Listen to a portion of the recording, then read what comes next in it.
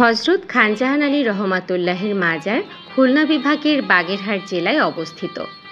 বাগেরহাট জেলায় যে কজন বিশিষ্ট ব্যক্তিদের মাধ্যমে বাংলাদেশে সুপরিচিতি লাভ করেছে হযরত খানজাহান আলী রহমাতুল্লাহ তাদের মধ্যে অন্যতম।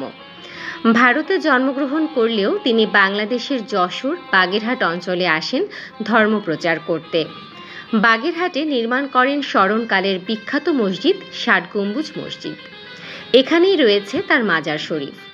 খানজিলি দিঘির উত্তর পাড়ে এক উচ্চভূমিতে তার সমাধিসৌধ নির্মিত। সমাধিসৌধটি বর্গাকৃতি, এর আয়তন 42x42 ফুট এবং প্রাচীরের উচ্চতা 25 ফুট। এর ছাদে একটি গম্বুজ আছে।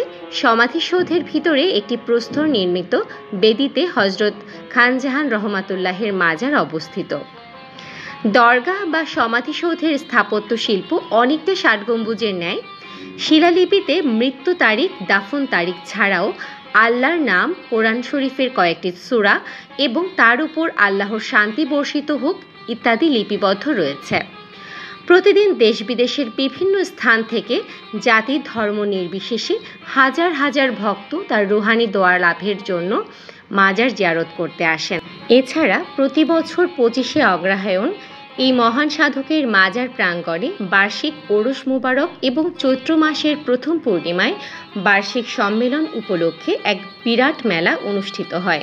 এই ওরস মেলায় দূর দূরান্ত থেকে হাজার হাজার ভক্ত শ্রদ্ধা নিবেদনের জন্য তার মাজারে সমবেত হন। হযরত খানজাহান রহমাতুল্লাহের মাজারের দক্ষিণ দিকে 200 বিঘা জায়গা জুড়ে খানজিলি দিঘি বা খানজাহান আলী দিঘি অবস্থিত। দিঘির নামকরণ নিয়ে ভিন্ন ভিন্ন মত প্রচলিত রয়েছে। অনেকের মতে বৌদ্ধ ঠাকুরের মূর্তি প্রাপ্তির কারণে এই দিঘির নামকরণ হয় ঠাকুর দিঘি। আবার অনেকের মতে খানজাহানকে স্থানীয় হিন্দুরা ভক্তি করে ঠাকুর বলতো, আর তার তত্ত্বাবধানে এই দিঘি খনন করা হয়। জানা যায় হযরত খানজাহান আলী রহমাতুল্লাহ কালা পাহাড় ও ধলা পাহাড় নামে দুটি কুমিরকে খানজিলি দিঘিতে ছেড়েছিলেন। কালা পাহাড় কুমিরটির দেহ ষাট গম্বুজ মসজিদের জাদুঘরে মমি করে রাখা হয়েছে। স্থানীয়দের বিশ্বাস, এই দিঘির পানি খেলে অনেক রোগ থেকে মুক্তি মেলে। চারপাশে গাছগাছালি দিয়ে ঘেরা খানজিলি দিঘির প্রধান ঘাটটি বেশ প্রশস্ত ও সুন্দর।